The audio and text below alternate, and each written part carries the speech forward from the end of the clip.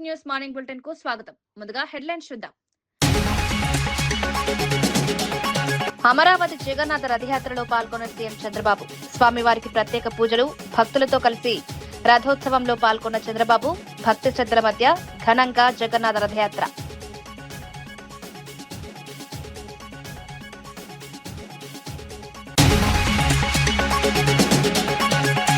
Sitarama project పనులు వేగంగా పూర్తి చేస్తామన్న భట్టి. రైతులకు త్వరగా సాగును అందిస్తామన్న డిప్యూటీ సీఎం. మిగిలిన పనులు యుద్ధ ప్రాతిపదికన పూర్తి. సీతారామ ప్రాజెక్టుకు రాష్ట్ర వ్యవసాయానికి కీలకం.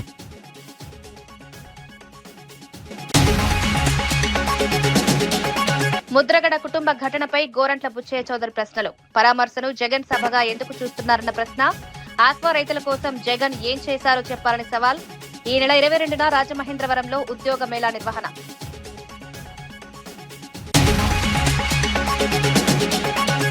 సింగరేణి బొగ్గుపై కాంగ్రెస్ పై హరీష్ రావు తీవ్ర విమర్శలు. బొగ్గు ఉత్పత్తి వివరాలను వెబ్సైట్ నుంచి తొలగించారని వ్యాఖ్య. తెలంగాణకు నాసిరకం బొగ్గు, సింగరేణి వ్యవహారంలో పారదర్శకత పాటించాలని డిమాండ్.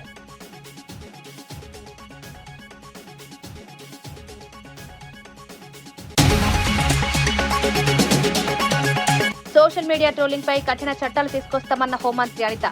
ట్రోలింగ్ అరికట్టేందుకు ప్రత్యేక టాస్క్ ఫోర్స్. సోషల్ మీడియా వయోపరిమితిపై ప్రభుత్వం కసరత్తు. బాధ్యతాయుత సోషల్ మీడియా కోసం చర్యలు.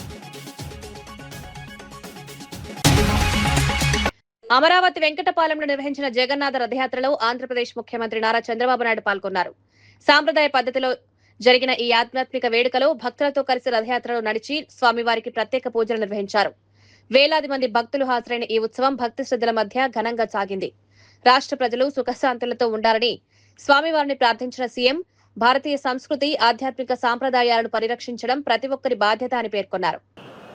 బలదేవుని, సుభద్ర, సుదర్శన్ని స్మరించుకుంటున్నారు. భక్తితో నమస్కారాలు తెలియజేస్తున్నారు.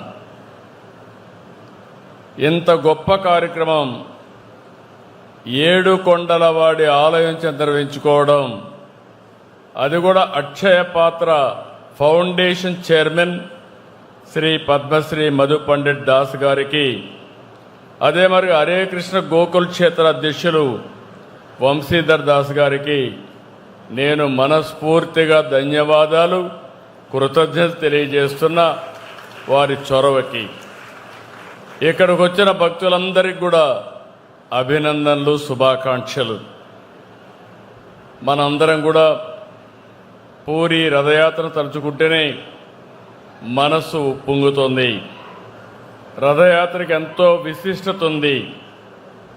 ఇలాంటి కార్యక్రమానికి మనం ఇక్కడ శ్రీకారం చుట్టాం. ఇప్పుడే స్వామి గారు చెప్పారు, రాబోయే రోజుల్లో జగన్నాథుడు వచ్చారు, లక్ష్మీదేవి వస్తుంది. ఇక్కడ అమరావతికి తిరుగు లేదు, తిరుగుండదని మరొక్కసారి మీ అందరికీ విజ్ఞప్తి చేస్తున్నా. ఈ రథయాత్రలో పార్టీ భాగస్వాములు కావడం, రథాన్ని లాగడం మనందరికీ ఎంతో పుణ్యం దక్కుతుంది. ఇది పవిత్రమైన పుణ్య కార్యక్రమం. ఆధ్యాత్మిక విలువలు, నిస్వార్థ సేవల విషయంలో ఇస్కాన్, అక్షయ పాత్ర ఎంతో గొప్ప పాత్ర పోషిస్తున్నాయి. హరే కృష్ణ మూమెంటం ద్వారా మధు పండిట్ దాస్ గారికి ప్రపంచమంతా కూడా ఆధ్యాత్మిక సేవలు చేస్తున్నారు. దేశంలోని 16 రాష్ట్రాల్లో, 3 కేంద్రపాలిత ప్రాంతాల్లో అక్షయ పాత్ర 25,000కు పైగా ప్రభుత్వ పాఠశాలలో, అంగన్వాడీలో ఆహారం అందించే కార్యక్రమాన్ని, ఒక పవిత్రమైన కార్యక్రమాన్ని చేస్తున్నారు. ఇది ప్రపంచంలో ఎక్కడా జరగలేదు. అక్షయ పాత్ర ద్వారా 25 సంవత్సరాల్లో 500 కోట్ల మందికి ఆహారం అందించారంటే అది ఈ ఫౌండేషన్ యొక్క మహత్యం. ప్రతిరోజు మన దేశంలోనే 23 లక్షల మందికి ప్రభుత్వ సహకారంతో పౌష్టికాహారం అందిస్తున్నారు. ఆధునిక సాంకేతికత, పరిశుభ్రత, నాణ్యత, సమర్థవంతమైన నిర్వహణకి అక్షయ పాత్ర ఒక ఆదర్శం. 2008 నుంచి సేవలు అందిస్తున్న అక్షయ పాత్ర ప్రస్తుతం మన రాష్ట్రంలో 10 సెంట్రలైజ్డ్ కిచెన్స్ ద్వారా 1,83,000 మందికి విద్యార్థులకి పౌష్టికాహార భోజనం అందిస్తున్నారు. మొన్నే అన్నా క్యాంటీన్ వస్తే ఎవరికిస్తే బాగుంటుందంటే రెండో ఆలోచన లేకుండా ఆ అన్న క్యాంటీన్లో భోజనం కూడా అక్షయ పాత్రకు అప్పచెప్పాం. బ్రహ్మాండంగా నిర్వహిస్తున్నారు. నాణ్యమైన భోజనం పెట్టే పరిస్థితికి వచ్చారు. ఇంకో పక్క మధు పండిత్ దాస్ నాయకత్వంలో కొండలో హరే కృష్ణ గోకుల క్షేత్ర ప్రాజెక్టు రూపొందిస్తున్నాం. తొందరలోనే ఇది పూర్తి అవుతుంది. పెనుగొండలో కూడా ఒక పెద్ద స్పిరిచువల్ సెంటర్గా తొందరలో నిర్మాణం చేయబోతున్నారు. దీనివల్ల మనం అందరం కూడా గుర్తుపెట్టుకోవాల్సింది, ఇలాంటి హరే కృష్ణ వారి ఆధ్వర్యంలో అనేక దేవాలయాలు కట్టారు. వీరి సేవలో ఐక్యరాజ్య సమితి కూడా గుర్తించింది. వేద సంస్కృతిని, జ్ఞాన భక్తి యోగాన్ని నేటి తరానికి అందించడంలో ఇస్కాన్ పాత్ర చాలా కీలకమైంది. నేను ఎప్పుడూ చెప్పేవాడిని, అమరావతి ప్రజా రాజధాని, అమరావతి దేవతల రాజధాని, ఈ రెండు కలిసిన ప్రదేశం మన అమరావతిని మరొకసారి మీ అందరికీ గుర్తు చేస్తున్నాను. ఇలాంటి ప్రాంతాన్ని మనం రాజధానిగా పెట్టుకున్నాం. హిందూ ధర్మానికి ఈ ప్రాంతం ఇప్పటికే ఒక సాక్ష్యంగా మిగిలింది. అమరావతి రాజధాని ప్రకటించిన సందర్భంలో మీరు చూస్తే దీనికి ఒక స్థల మహత్యం ఉంది. ఆ స్థల మహత్యాన్ని ఇంకా పెంచాం. దేశంలో ఉండే అన్ని దేవాలయాల్లో పవిత్ర మట్టిని, పవిత్ర జలాశయాల్ని అక్కడ పూజ చేసి ఇక్కడ తీసుకొచ్చి ఈ భూమిని పునీతం చేశాం. ఎవరు ఈ భూమిని టచ్ చేయలేరు. అమరావతి జగన్నాథ రథయాత్రలో మంత్రి శ్రీధర్ బాబు ప్రత్యేక పూజలు. హైదరాబాద్ అబిడ్స్ లో ఇస్కాన్ ఆధ్వర్యంలో నిర్వహించిన జగన్నాథ రథయాత్రలో రాష్ట్ర మంత్రి శ్రీధర్ బాబు పాల్గొన్నారు. ఈ సందర్భంగా బలరాముడు, సుభద్రాదేవి, జగన్నాథ స్వామికి ప్రత్యేక పూజలు నిర్వహించారు. అనంతరం సాంప్రదాయ పద్ధతిలో రథాన్ని లాగి ఉత్సవాల్లో పాల్గొన్నారు. రాష్ట్ర ప్రజలందరూ సుఖ సంతోషాలతో ఉండాలని, తెలంగాణ అన్ని రంగాల్లో అభివృద్ధి సాధించాలని దేవుడిని ప్రార్థించినట్లు మంత్రి తెలిపారు. పూరికి వెళ్లలేని భక్తులకు హైదరాబాద్ లోనే జగన్నాథ రథయాత్ర నిర్వహించడం శుభపరిణామమని పేర్కొన్నారు.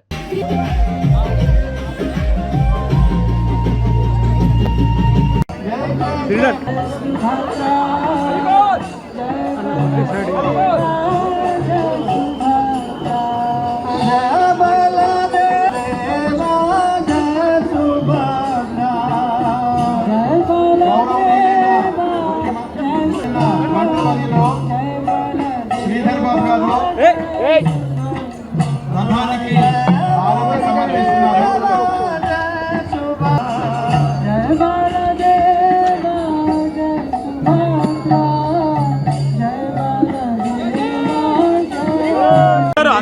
హైదరాబాద్ పాత బస్తీలోని సక్సెస్ స్కూల్లో హిందూ విద్యార్థులపై బలవంతంగా కల్మా చదివించాలని ఒత్తిడి తేవడం దుర్మార్గమని కేంద్ర మంత్రి బండి సంజయ్ మండిపడ్డారు. విద్యార్థులకు నాణ్యమైన విద్య అందించాల్సిన విద్యాసంస్థలు మతాచారాలను రుద్దడం అత్యంత బాధాకరమన్నారు.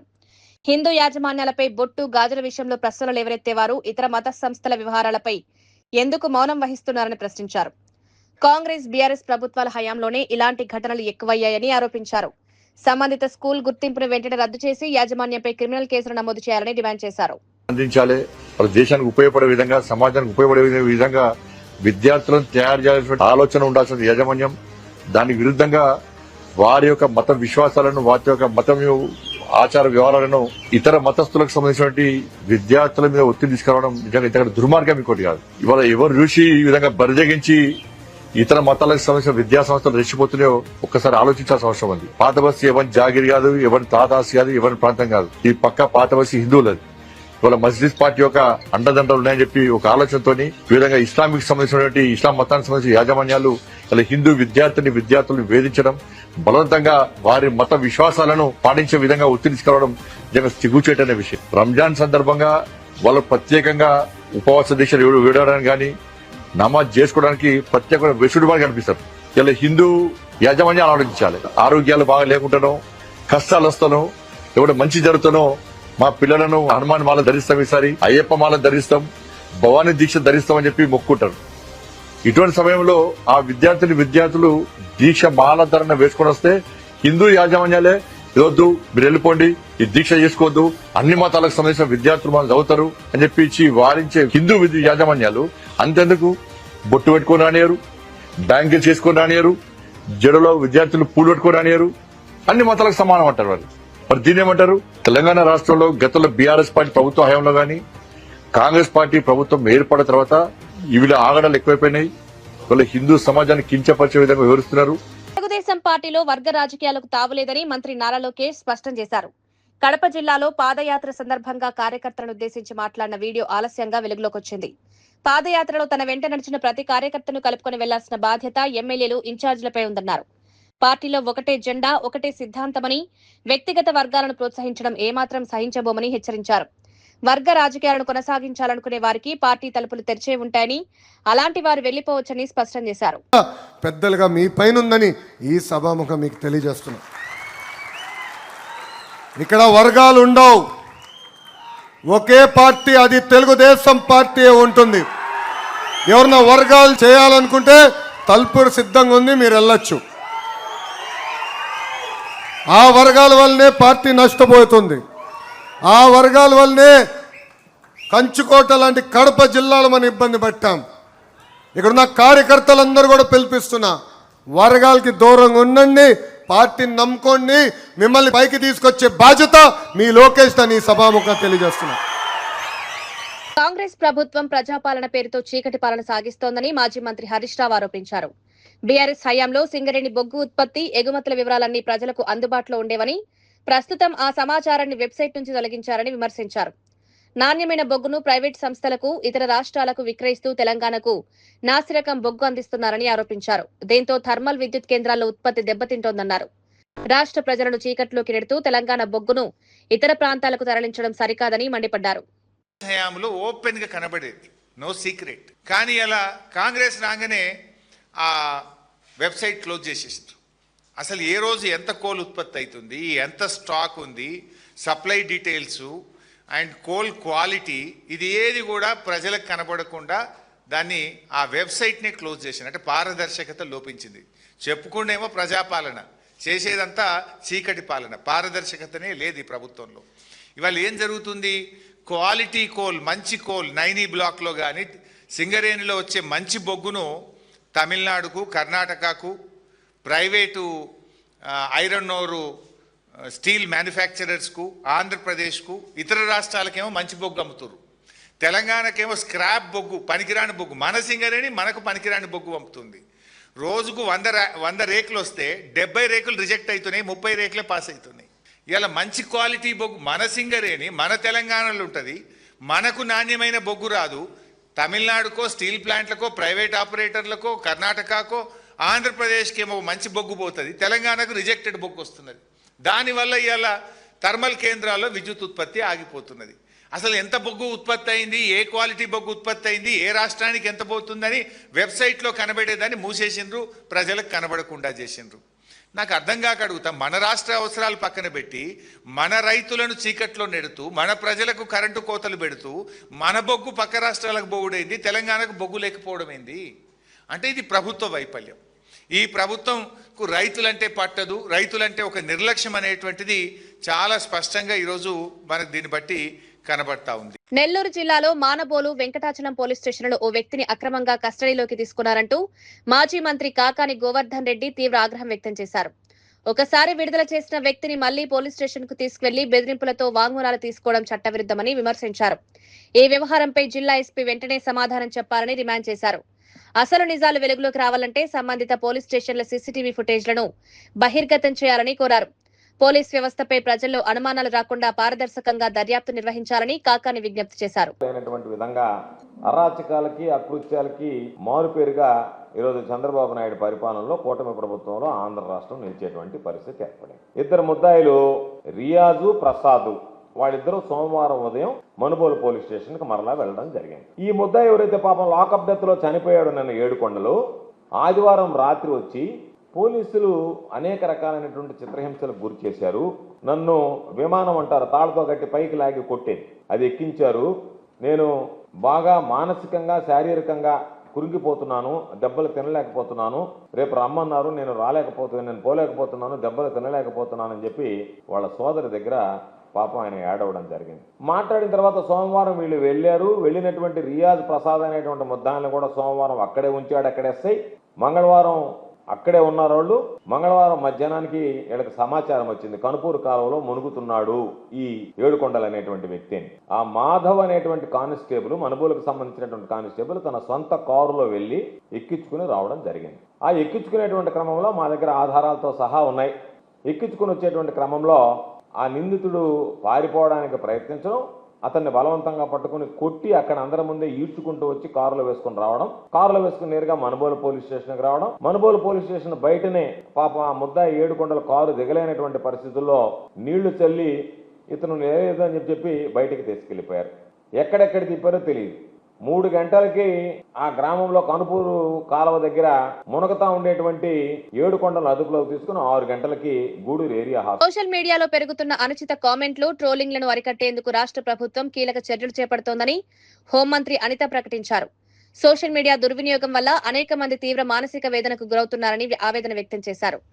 ఈ సమస్యను సమర్థవంతంగా ఎదుర్కొనేందుకు గ్రూప్ ఆఫ్ మినిస్టర్స్ తో పాటు ప్రత్యేక టాస్క్ ఫోర్స్ ఏర్పాటు చేస్తున్నట్లు వెల్లడించారు. సోషల్ మీడియా వినియోగంపై వయోపరిమితి విధించే అంశంతో పాటు కఠిన చట్టాల రూపకల్పనపై ప్రభుత్వం కసరత్తు చేస్తోందన్నారు.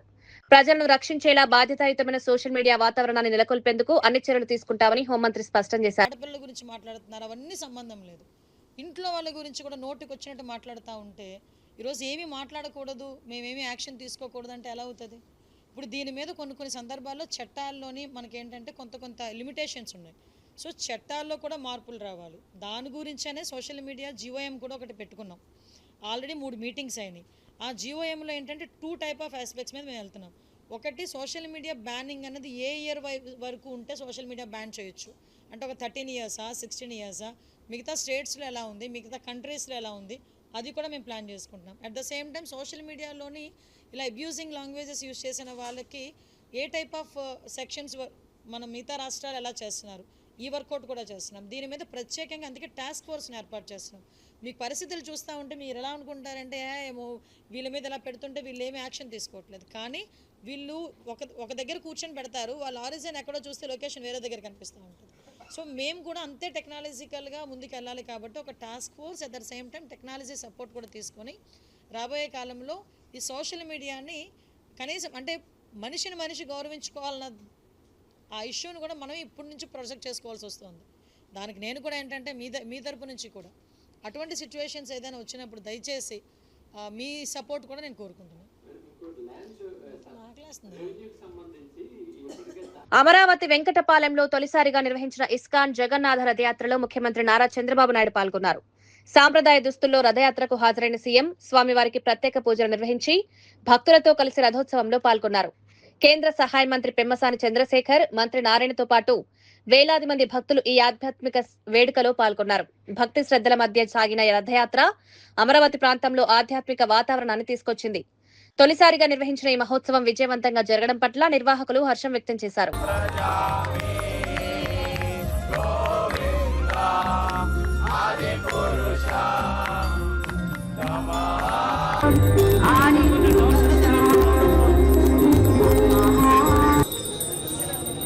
ఓం తద్విష్ణో పరమం పదం పశ్యంతి సూర్యః దివేవ చక్షురాదం తత్ప్రాసో విపన్యవో సహస్రాక్ష సహస్రవాన్ సభోమిన్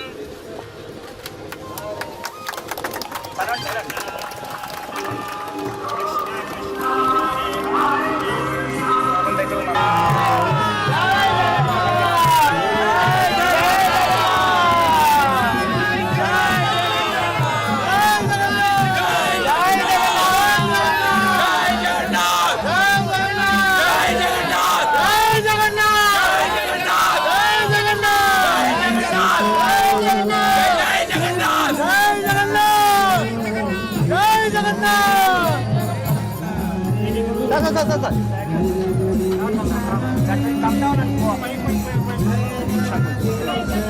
జగన్నాథ్ జై జగన్నాథ్ జై జగన్నాథ్ జై జగన్నాథ్ జై జగన్నాథ్ జై జగన్నాథ్ జై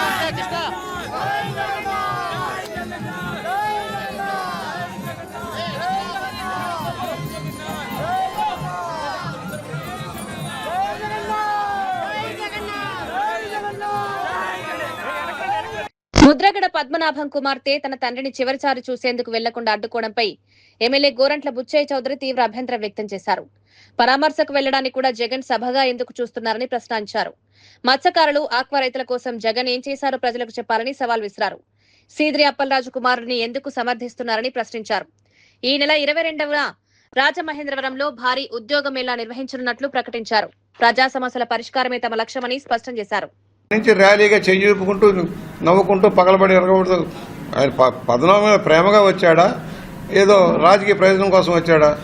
ఎక్కడికి వెళ్ళినా అరాచకం, ఎక్కడికి వెళ్ళినా ఆటక విధానం. వాళ్ళు పోలీసులను గెడతా ఉంటారు. 2 బీకేయడానికి పోలీసులు, అప్పుడు సీన్ మారుతుంది. చంద్రబాబు గారు అలా కొట్టించే మనిషి కాదు కదా. ఆ గౌరవం కూతుర్ని రానిపోవటం ఏంటండి? పాపం కుటుంబం కొడుకు లాగుతుంటే తీసుకెళ్ళటానికి ఈ ఎదవలు ఆపటం ఏంటి? ఈ పనికిరాని సన్యాసులు వీళ్ళు ఆపటం ఏంటి? ప్రభుత్వ లాంఛనాలు ఇచ్చాం. ప్రభుత్వ లాంఛనాలు ఏంటి?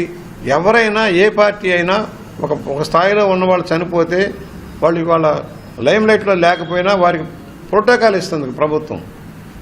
కుటుంబ సభ్యులు ఏ మాట మాట్లాడుకుని వీళ్ళే వద్దు వద్దు వద్దు అని చెప్పి అంబటి రాంబాబు ఏం చూశారు కదా, ఆబోతు రంకెలేసినట్టే పోలీసుల మీద.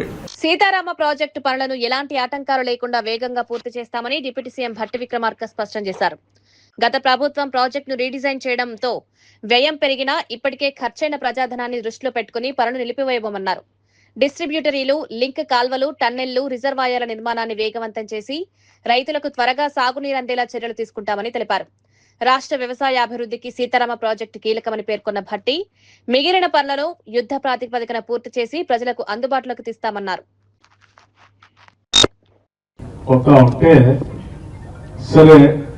ఆనాడే ఉత్తమ్ కుమార్ రెడ్డి గారు శాసనసభలో రాష్ట్ర కాంగ్రెస్ కమిటీ అధ్యక్షుడిగా,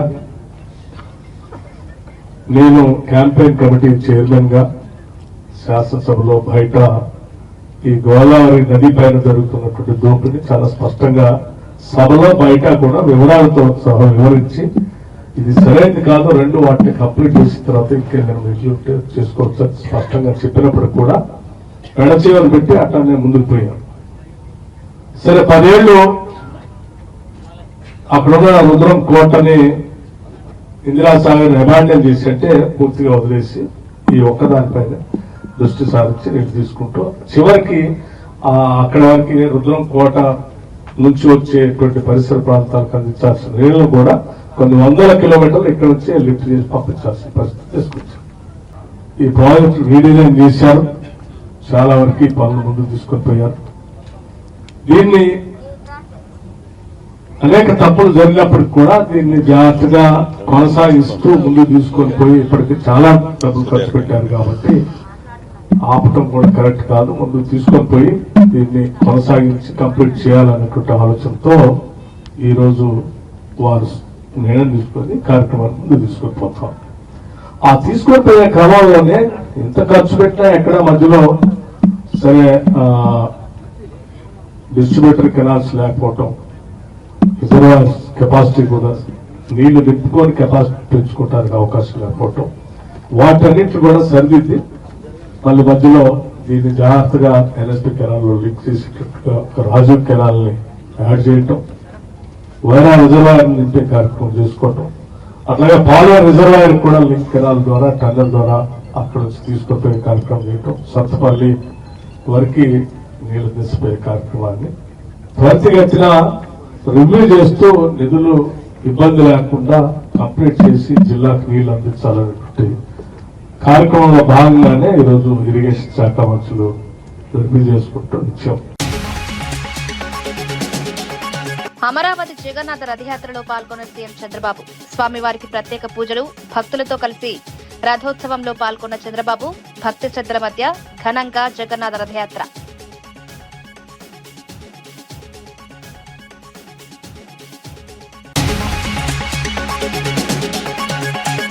సీతారామ ప్రాజెక్టు పనులు వేగంగా పూర్తి చేస్తామన్న భట్టి, రైతులకు త్వరగా సాగును అందిస్తామన్న డిప్యూటీ సీఎం. మిగిలిన పనులు యుద్ధ ప్రాతిపదికన పూర్తి. సీతారామ ప్రాజెక్టుకు రాష్ట్ర వ్యవసాయానికి కీలకం.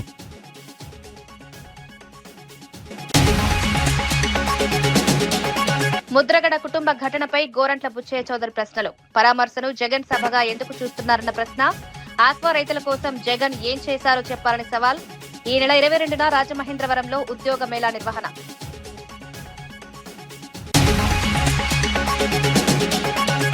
సింగరేణి బొగ్గుపై కాంగ్రెస్ పై హరీష్ రావు తీవ్ర విమర్శలు. బొగ్గు ఉత్పత్తి వివరాలను వెబ్సైట్ నుంచి తొలగించారని వ్యాఖ్య. తెలంగాణకు నాసిరకం బొగ్గు, సింగరేణి వ్యవహారంలో పారదర్శకత పాటించాలని డిమాండ్.